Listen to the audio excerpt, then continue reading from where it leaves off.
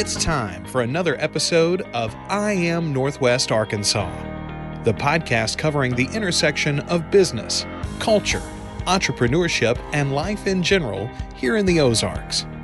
Whether you are considering a move to this area or trying to learn more about the place you call home, we've got something special for you. Here's our host, Randy Wilburn.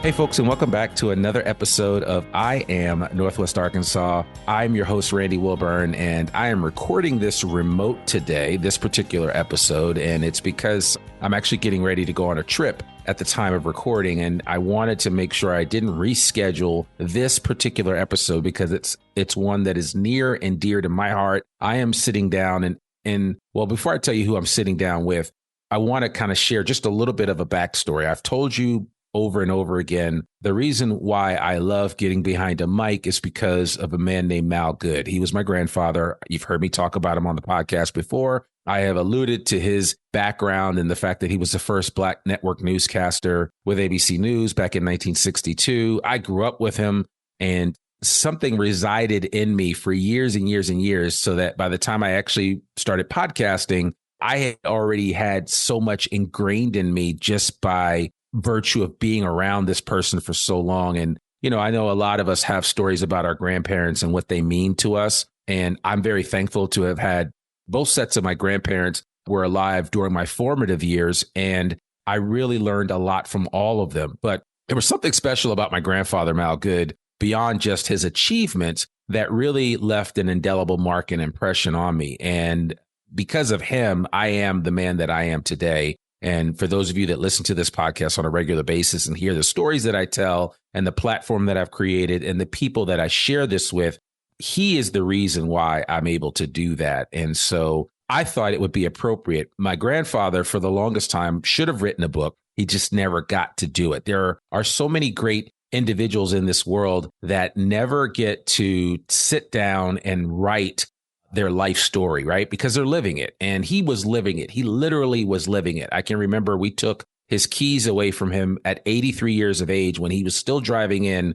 to the United Nations and posting audio stories on the National Black Network. And this is all real. So, you know, I tell people all the time, my grandfather, he only retired because we took his license away from him. But needless to say, there is a book now that finally does his life justice. It's called Mal Goode, The Life and Work of a Black Broadcast Trailblazer. And it's written by two amazing individuals, Liann, Tsoukas, and Rob Ruck, both from the University of Pittsburgh, my grandfather's alma mater. And it was so appropriate that this whole process came together and they were able to put this book together. But it took years for them to do that. And I know this is a long preamble, but Liann and Rob, I want to welcome you guys. And first of all, I want to just say thank you from the bottom of my heart on behalf of myself and all of our family members. We can't thank you guys enough for taking my grandfather's life and putting it in a capsule for everybody to enjoy. And this book is beyond words. And I can't wait to really get into the process and just the stories that you learned about him. But I just want to welcome you guys to the I Am Northwest Arkansas podcast. And thank you so much for sitting down with me to just share a little bit about this research process and putting this book together. Thank you, Randy. It's great to be here. Yeah. And thanks is a two-way street in that I think that both Liann and I feel pretty privileged to have had the chance to get to know Mal Goode and his family and his life over the years. Yeah. And have the opportunity to write this book. Yeah. Yeah. Well, both of you guys, and Rob, I've read your other book. You wrote a book about the Polynesian culture and football, and it's such a great book. And I'll put a link to that in the show notes. And you guys are at the University of Pittsburgh, which is an outstanding institution in and of itself. I mean, my grandfather was the biggest fanboy for Pitt that you would ever want to know. I mean, every time we went to Pittsburgh, he would take me to the Cathedral of Learning. And it was just something about Pitt that really was innate and ingrained in him. So I think it was so appropriate that you guys were the ones that were able to unearth his whole story and memorialize it in this book. So I really appreciate that. I wanted to start going back to the beginning. I actually don't know the whole story about how you guys got connected with my Uncle Bob and some others to write the book. But maybe just tell the story about why you chose to take on this project and write this book. I first heard of Mal in the 1980s when I was on a program during Black History Month. And I was talking about the Negro Leagues in Pittsburgh. Mal's youngest son, Ronald, came up to me and said, if you want to know about the Negro Leagues in Pittsburgh, you got to talk to my father, Mal Goode. And a couple of years later, when I began working on a documentary, Kings on the Hill, about the Negro Leagues, I got in touch with Mal, and he was one of the voices, along with August Wilson and Teenie Harris and Buck Leonard, who appeared in the documentary. While interviewing Mal, and I think it was about a 3-hour interview, he talked about a lot more than baseball. He talked about Homestead. He talked about working in the mills. He talked about civil rights. And years later, when two of Ronald's siblings, Roberta and Bob, came to me and said, would you write that book? I said I would on one condition, that Liann is part of the process. That's awesome. I love that. And why were you so bent on having Liann as part of that process? Well, for a couple of reasons. At first, I knew that while I thought I could handle the sport part of this book and a lot of the Pittsburgh parts of this book well, I needed an historian of the African-American experience to be a part of this. Secondly, when you can collaborate with a wonderful person and have fun doing it, it makes the process a lot more fun, but also it makes the end product better. And biographies are far more complicated than anything else I've tackled. Yeah, that's the truth. I mean, I love biographies, and I think of like Chernow and some of the other great biographers out there and Isaacson and others. I mean, it's just, there's so much work that goes on behind the scenes that you never really appreciate the amount of time and effort that goes into putting these books out. And I mean, we just get to read them. I mean, we go on Amazon or you go to your favorite bookstore and buy these books, but there's so much behind the scenes that goes into it. And I didn't realize it until after reading the book and going through it. And the fact that you guys, I mean, here's somebody that I'm so close to that I knew, and yet and still I didn't. You know what I'm saying? And there was so much that you unearthed I just had no idea about. And it was like, man, I'm in my 50s and I'm just learning about this now, about my grandfather and what he did and about his family's history. I mean, you guys did an amazing job unearthing so many stories and also the through line of history and how you married that to my grandfather's life. I thought was amazing. The records were voluminous. You remember your grandfather. You spoke of him as a constant reader and writer and on the phone ringing, doorbell ringing, like there was constant activity around him.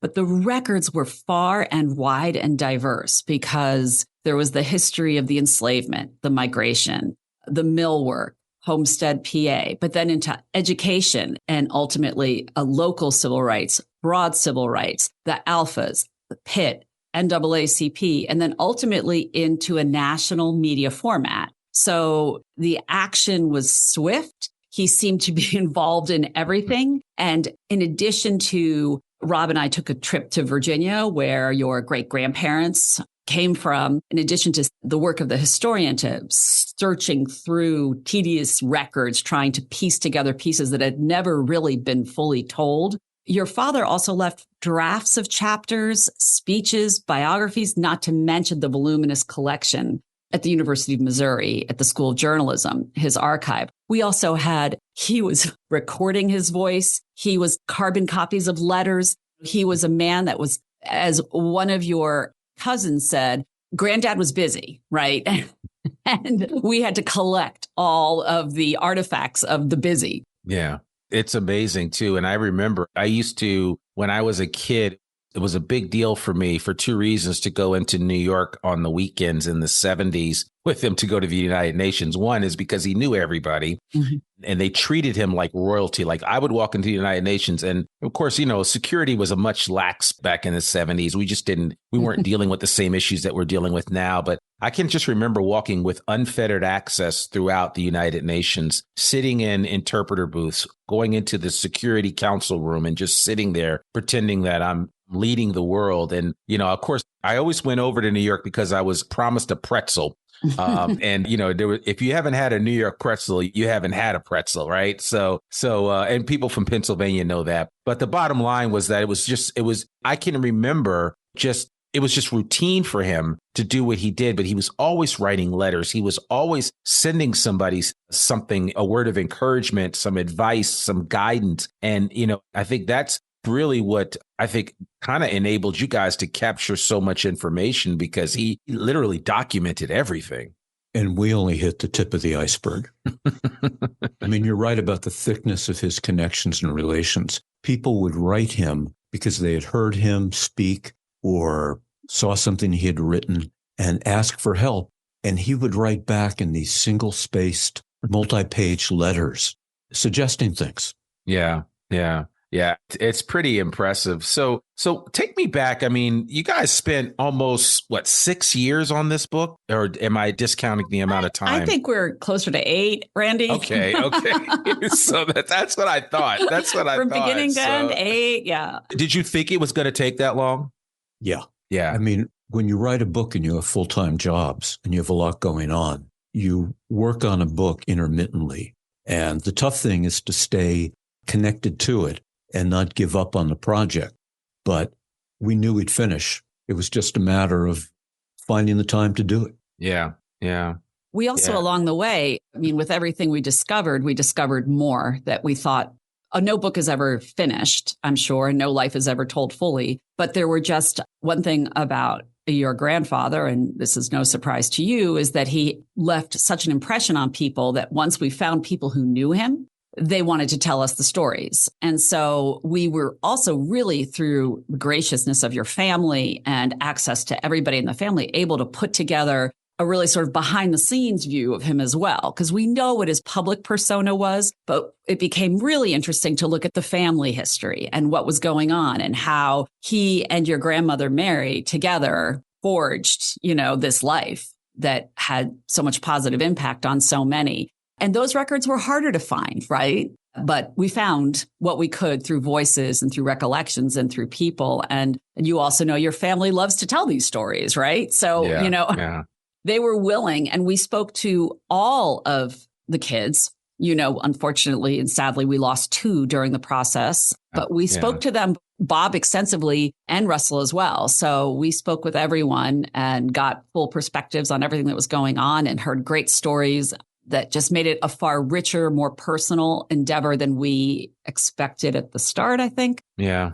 What would you say, I mean, and I'd love to just kind of start looking at it from the historical aspect of it. Were there any really big aha moments as you kind of delved into the history of the family? Because what I thought was really interesting was that you made some direct connections about how that there were different levels of understanding of the importance of education in the family, and that also how that played a part in just how my grandfather developed, and that he always saw education as kind of like a call that he had to answer. I think one of the surprising things for me was how different the experiences and, as you say, educational level of Mal's mother and his father. Mm-hmm. They came from 2 different parts of Virginia. Mm-hmm. One was a pretty harsh version of slavery from a part of the state in which a lot of the people who had been enslaved, who are no longer profitable for their slave owners, are sold off. And Mal's father got a few days of school when he was 8 years old, and that was it, until he met Mary, who came from the Shenandoah Valley, where it wasn't so much gang labor as a system in which people who were enslaved were rented out for a year, which kept families more intact. And the Shenandoah Valley was frankly, a better, less harsh kind of slavery where your great-grandmother got an education. She too joined the Great Migration, came to Pittsburgh. They met. And, I don't know what their prenuptial agreements were, but, education and the kids going to college was something that she insisted. And your great-grandfather was fine to go along with. And I think that shaped the family And I think it reflects, some of the class and point of origin differences and tensions among the African American community that were exacerbated during the Great Migration in the North, where you had both that old Pittsburgher community, better off, better educated, more secure, and you have the Great Migration bringing people from the countryside, unused to urban or industrial life. And I think your family helped bring those tensions and differences together and mediate. And I think that was very much what Mal was as a bridge builder who could go back and forth among different groups in Black America, both in Homestead, then Pittsburgh, and then the country. Yeah, it's, again, the book is just, I had to to be honest with you, because I was so close to him and to the story, I had to put it down at times. It was hard. There were parts of it that were just hard to read when you realize just the amount of challenges that he had to go through to ultimately get to where he was going, right? I mean, he didn't try out or get to audition for ABC until he was 54 years of age. He had already had a heart attack. He had been through a lot. I mean, most people at that point are like, you know what? I'm done. I'm going to retire and call it a day. And here he is just starting a whole new career. And I don't know how that sat with you guys as you processed that and went through that. But I would love your interactions with just kind of looking at that and really looking at the timeline and being like, man, again, just like what I said, he was embarking upon a new career midlife and how much of a difference it made at that point in time. Well, a new career midlife when life was shorter as well. Yes, right. And a new career that was literally a new media format as well. So breaking through in that, it required moving the family to a community they did not know anyone in. It required the family being in different places because some of the kids were in college and beyond. Some were still home and in high school. I mean, the level of commitment and transition it took and just sort of jumping off into this brave new world is stunning to us. And then he got there and he had to find his own path. I mean, television journalism was a new thing. He was the first African-American to be hired by ABC and by any of the networks. And literally getting from Teaneck, as you know, into New York, driving over that. It just is an amazing, the confidence he had, the faith that he had, because we also really found the story that really the faith was what got the family through so much, and a belief that you were part of a larger plan that was going to have benefit people widely, and that you had been chosen for this reason. And I think that he just rose to every single one of those occasions and just never looked back and went into everything with tremendous energy, not looking like someone who was slowing down, right? Like somebody who was ramping up. I would add that he faced incredible pressure to be successful at this, just as Jackie Robinson did, wondering what would happen if I failed. And, I think if Mal had not succeeded at ABC, it would have delayed the integration of broadcast television for years. And he had enormous self-confidence. Now, where that comes from in anybody, it's hard to know, but you need that self-confidence to succeed, particularly in a public arena. And, you're right. He overcome a lot of obstacles. He gets out of high school. He works in the mill. He starts Pitt. He works nights in the steelworks. He is not coming from the kind of class background that most of the African-American students at Pitt came from. And yet he not only is comfortable in the mill with people who had a 9th or 10th grade education at best, he is accepted into the alphas and recognized for having leadership qualities at that point. Yeah, and as I think about that, and as you were telling the story in the book, and it was you were relating so many things. I don't think my grandfather, I wouldn't say, well, yeah, I guess fearless would be a word. I mean, he just he was not afraid of anyone or anything when it came to certainly right and wrong, right? I mean, that I saw definitely growing up in my town of Teaneck, New Jersey, because he would take anyone and everyone to task, including the Board of Education, the mayor, you name it, and I never, as a kid growing up in the city, I never had any issues with anybody, cops or otherwise, because they all knew who my grandfather was. But I think it's interesting as you were relating some of the stories of how it was when he was younger, when he worked at the department store, and when he saw things were just not right, he was always willing to be that voice of reason, to stand up to it and say, why is it this way? And what can't we change this? And I think that, I don't know. I mean, he was just cut from a different cloth, I feel like. And yes, it was instilled in him by his parents and certainly his father, but he was taught to not fear anybody and to really treat others the way that he wanted to be treated and demand the same in return. One of my favorite stories that we dug up is, do you remember in Tectonic, Theodora and Archie Lacey? Do you remember Absolutely. that? All right. Miss Lacey was my sixth grade teacher. And she's still my favorite teacher ever. Don't tell my mother that, but she's still my favorite teacher. My mama never taught me, but my mom was a contemporary of hers. But Theo Lacey, who is in her 90s, I actually just visited her not too long ago in Teaneck, but she was amazing. And I am a lot of the person that I am today because of the impact she had on me in sixth grade at Longfellow Elementary School. Well, and now, have you seen the school that's named for her now? Yes, absolutely. So, amazing. So well deserved. Yeah. So your audience would probably like to hear the story that one of the stories that Theodora Lacey told us was that there was an assignment where you had to dress up as your historical hero, and you dressed up as your grandfather, as Mal Goode, and that Mal was there. And she said she remembers Mal beaming when Randy came in and I am Mal Goode and did the whole thing. As other kids were Abraham Lincoln, you were as Mal Goode. Yeah. Theodora Lacey tells also is, sort of captures the essence of your grandparents. And one of the things she said is that when they were doing all their work with school integration and making a lot of enemies, that your grandfather basically, by today's nomenclature, had their back, right? So he said, I'm not canvassing door to door, but you got me. And she said he would walk into board meetings that were contentious and you would feel the air in the room change because people were like, Mal's here. And Mal came in informed. He named names. He was clear. He was honest. But she said he was unvicious, which made him very effective in all those settings in which progress was being, fought for and struggled for. And in the end, he made his point. He didn't make enemies, but he made his point. And that is, she said, he was the greatest advocate they could have had in any of those processes in Teaneck.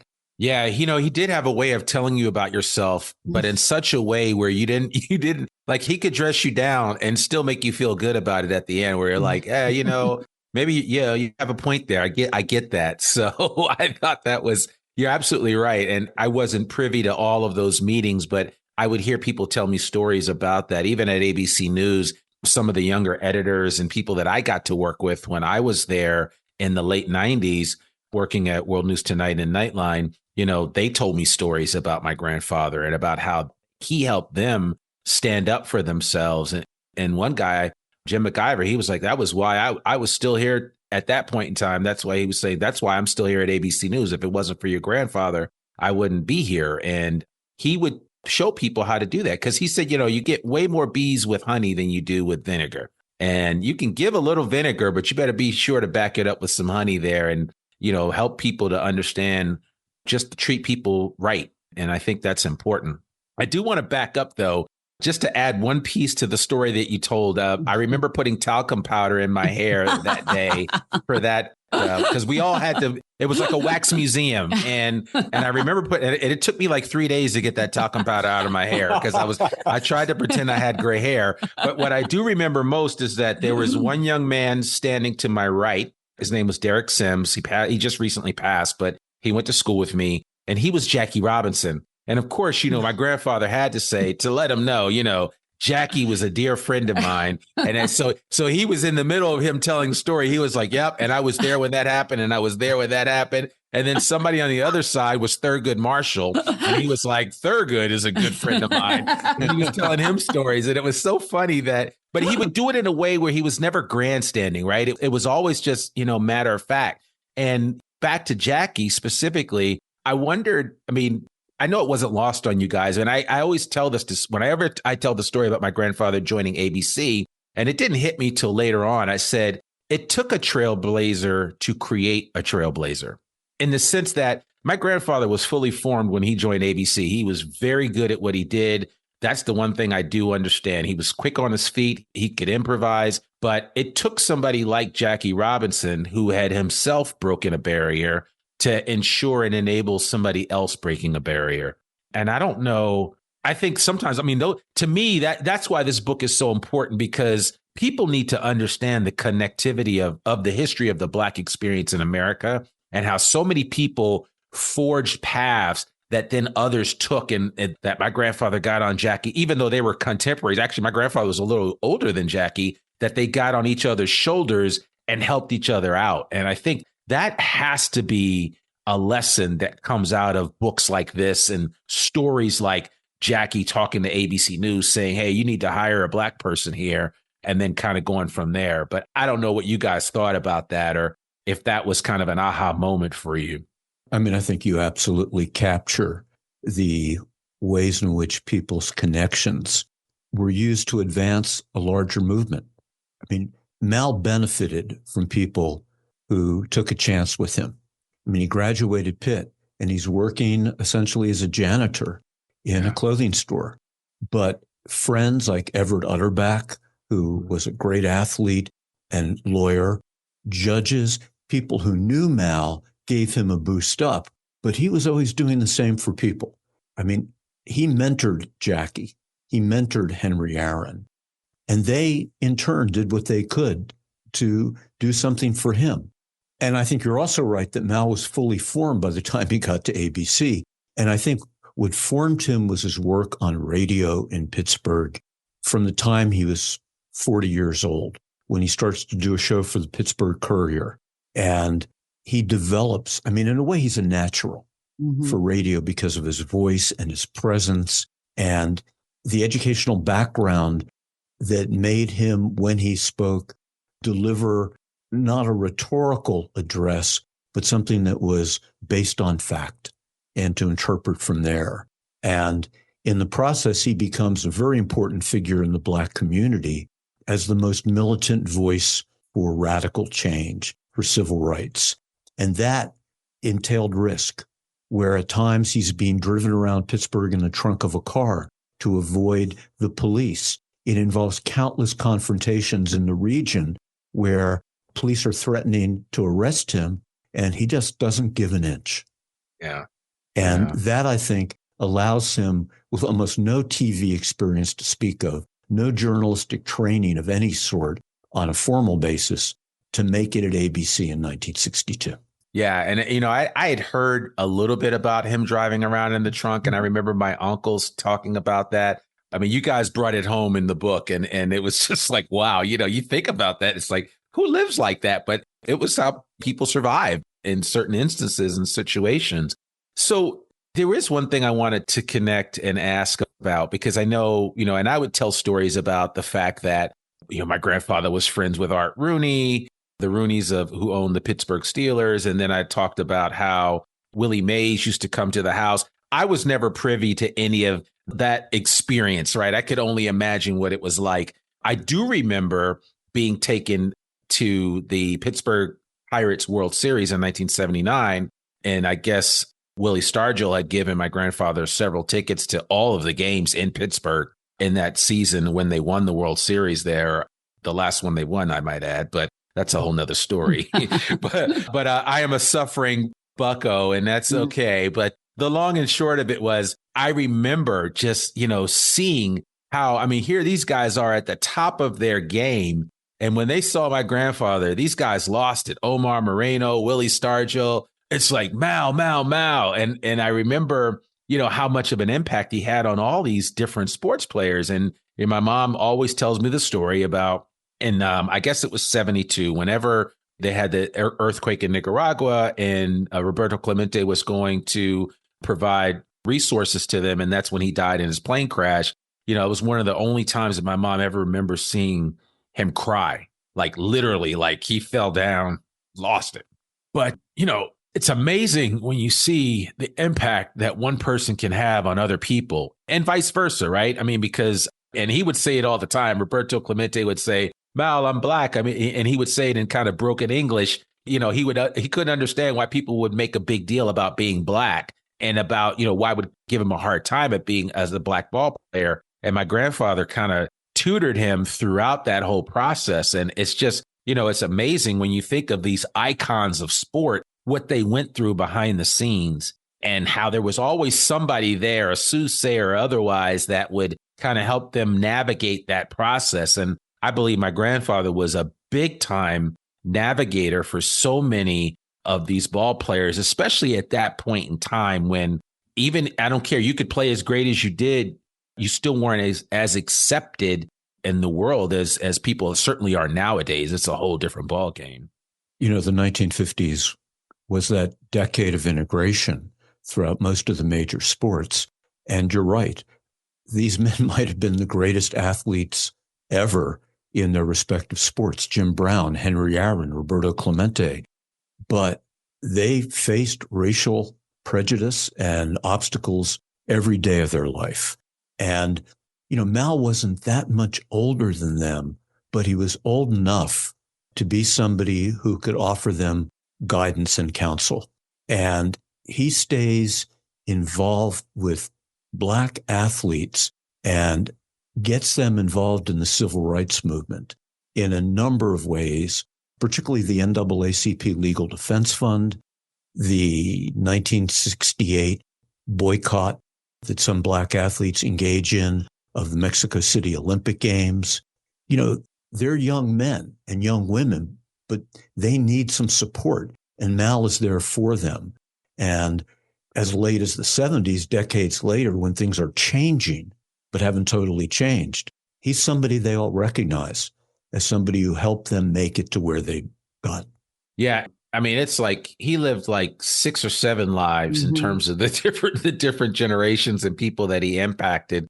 I'm curious to get a better understanding of what you found in looking at just the 10-year career at ABC. I remember all the stories he would tell me, of course, and, the famous stories about tapes not making it into World News Tonight or what was World at the time. It was just the evening news, but things like that, having to work with cameramen that didn't quite respect you and all of that. But I was curious to know what you found during just looking at that capsule of time from 1962 to 1972 as he was a reporter at ABC.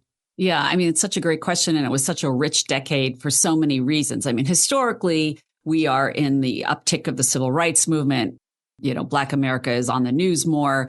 There is a certain characterization of the struggle that Mal wants to correct. He wants to be sure that the, diverse Black experience is there. So he's both reporting on the news while also trying to shape both the news as it's being written and an understanding of who is watching the news, both the audience and who's reporting, who's consuming. So there's that. But Mal is totally Mal. He gets there, any sort of slight he has or indignity, he addresses and confronts without raising his voice, without just being clear. And those things change. I mean, the stories about how the tapes would get lost, Mal himself says, but then before long, people would say, the cameraman would say, Mal, let's do that again. You didn't look right. Let's try that again. I don't like what was in the background. He said, so these initial kind of obstructionists became his advocates. Yeah. So just as you said, he had this magical, great, charismatic, but such a dignified quality that all of that moved forward. He fought fights daily. He certainly he made clear what the line was of behavior he would accept. We've had lots of stories of how this was like a rough and tumble environment, right? They needed to get breaking news. They needed to get sponsors, that people were getting fired, hired. Nobody knew how to make TV news work. And so he was sort of roiled in all that as well. But that if anything happened, because of his race, because of his position, because of anything, he would address it. And they said Mal was the only one in that area that would go up to the news director and say, you know what, I'm not going to be spoken to like that again. And he would say, I have children and grandchildren. They would be embarrassed to see me tolerate that. So if you have something to say, please say it, but never like that again. And then he'd calm back and sit calmly at his seat. So he sort of always controlled a lot of these situations. Not to say he wasn't frustrated, because as civil rights became a bigger mainstream story, he wasn't put on those stories. Yeah, I think that was a challenge for him, too, especially because he knew all the principles, right? I mean, he was friends with Malcolm X. He and Martin Luther King were not only fraternity brothers, but they were friends. I mean, he knew anyone he wanted to talk to. I don't know if this was true, but I was told that there was my grandmother was one of the first people that they called when when Malcolm X was assassinated at the Audubon Ballroom, because he had my grandfather's card in his pocket. Now, that was a story that I heard. I heard that story multiple times. There's, you know how there is. You don't know if it's accurate or not. But I mean, I do know people that knew Malcolm X, and they said that, Malcolm X didn't trust anybody in the press except for my grandfather. I mean, there were very few people that he would even talk to. And your grandfather is the only journalist who's named in his autobiography. Right. So, I mean, and you know how family lore and legend goes. We had to, as historians of the story, we had to be sure that we were getting, and some things I would say shocked us. We were like, that's not true. And then we'd get down to it and we'd be like, oh my goodness, that is true. Like it just seemed fantastical, but it wasn't. And I think the story that most defines this is when he was not put on to cover Martin Luther King's funeral. Yeah. How he went into the news director and he said, I'm not on that list, but I'm going. And that is it. And that when he gets there, all of the people that are being interviewed by the mainstream news reporters all leave mid-interview to see Mal and go talk to him. Wow. So, that literally it's like a wave of humans leaving these reporters when they see he's there, and they all go to him. They want him to tell the story. They want him to capture what this moment meant. Yeah. In addition to confronting the resistance and indignities he faced as a pathbreaker, he faces a larger question, which is how do you get the networks to look at Black America in a more complex and nuanced way? I mean, They were happy to show riots and assassinations and trouble because that would attract viewers. But Mal wanted them to look more deeply, that there were dynamics of development and growth and resistance in that community that weren't being treated. And he kept pushing ABC to look at these questions. And to some extent, he was successful, but, it was a struggle. Yeah. And, those 11 years at ABC, from 62 to 73, the world's changing. Right. And when he starts in 62, we're still a year away from Martin Luther King's speech in Washington, the Civil Rights Act, the Voter Rights Act, the explosion of a Black Power movement. And Mal chronicles that along the way. And not just on the news, on television and radio, in the hundreds and hundreds and hundreds of talks he gives throughout the country, he is telling people, he is reporting on what's going on and what those changes mean. And, I think he probably felt pretty frustrated on what he had not been able to accomplish, despite how much he had accomplished. Yeah, I know. And it's like, man, you think about it. When I got to ABC, I went into the archives and just about watched every piece of footage that I could. And I think that the footage that really stuck with me the most, I mean, of course, I saw all the stuff with him and Malcolm and Muhammad Ali, who he used to talk to quite a bit. But it's always watching him when he was down in Mississippi covering the Poor People's March. That really brought it home for me. He was kind of in there, right? And I think that was kind of his element. And I always thought that was really interesting, because if you look at it today, and today's, you're like, oh man, that doesn't seem like that would have been, not that it wasn't a compelling story, but it wasn't the kind of story that would, as we like to say, move the crowd.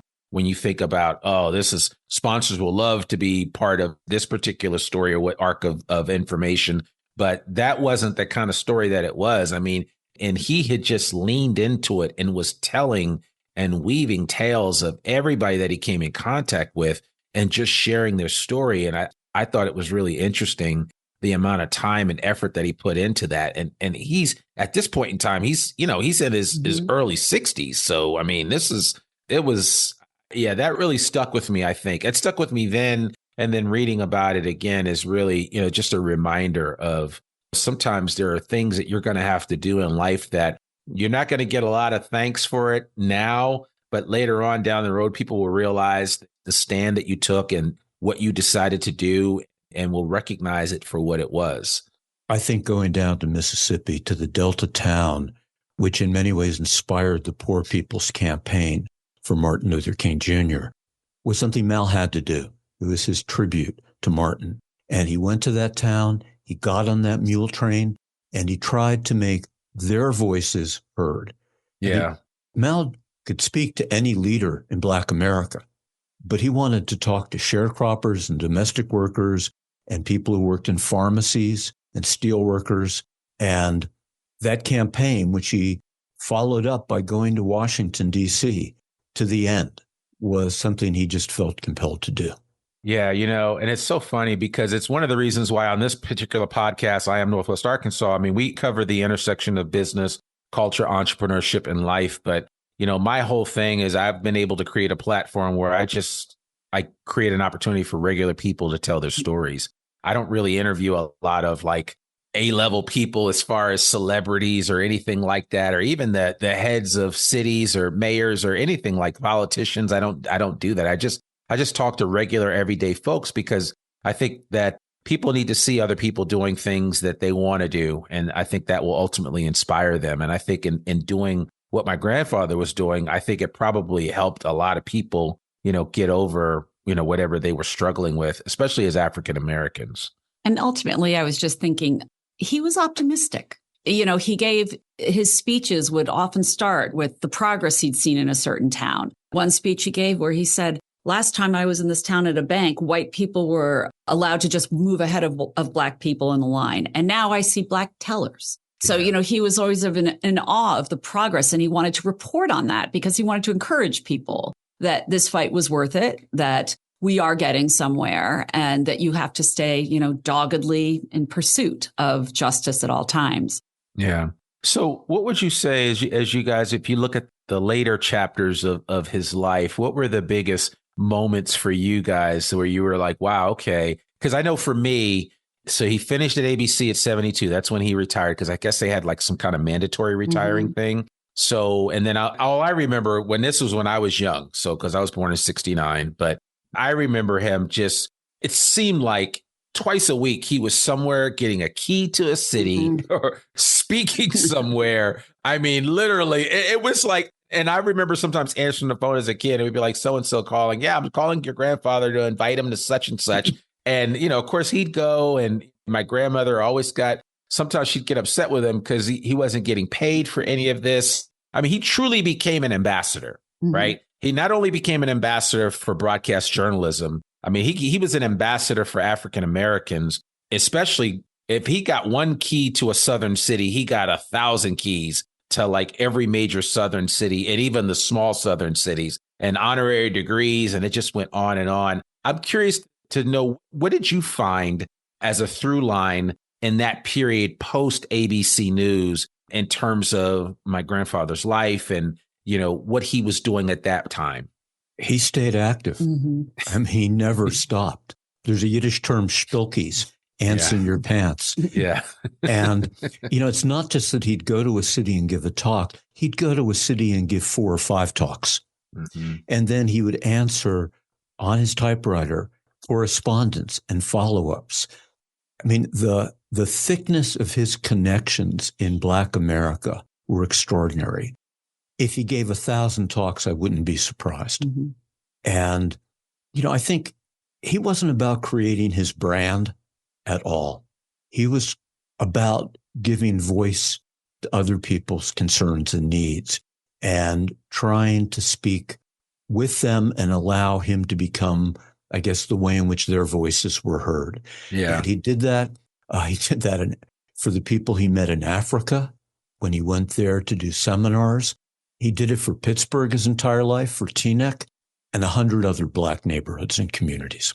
Yeah, it really did. He did make a difference. So, wow. I mean, there's a lot to unpack. I wish I had time to talk about everything. I mean, you guys, I really appreciate you going deeply into kind of some of the family stories and just the story of my grandparents, of my grandfather. And I mean, he just absolutely doted on my grandmother, Mary Lavelle Goode. And she was an amazing grandmother, to say the least. But he, rightfully so. I mean, he really just, he always gave her the kid glove treatment. And I love the way you captured, what that relationship was like early on, even some of the challenges when her mother was ill, and just in terms of the multi-generational households that you had to endure sometimes, and how that helped. And sometimes you just had to roll with it because that's kind of the way that it goes. And you captured all of it. So I just want to say thank you so much for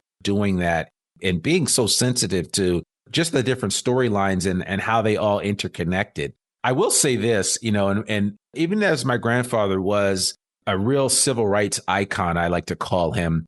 I mean, he had friends of every hue, and I don't know if you guys, I don't remember you guys talking about Lenny Edelson in the book, but Lenny Edelson was a local pharmacist in Pittsburgh who my grandfather had befriended, and just an outstanding individual. And Lenny Edelson knew my Uncle Bill, who my grandfather's brother, who had the first Black pharmacy in Pittsburgh, Good Pharmaceuticals, and Good Pharmacy rather. And, my grandfather used to just tell me, no matter what's going on, if people treat you right, you have to treat them right. And I think that was always the thing. And so I've always maintained an importance of having friends of all walks of life. And I've never taken or drawn a line in the sand saying, oh, well, because you're not like me, we can't connect that way. And I think that was also something that my grandfather he was very Black, but he was a student of the world in the sense that he understood we all had to live in this planet together.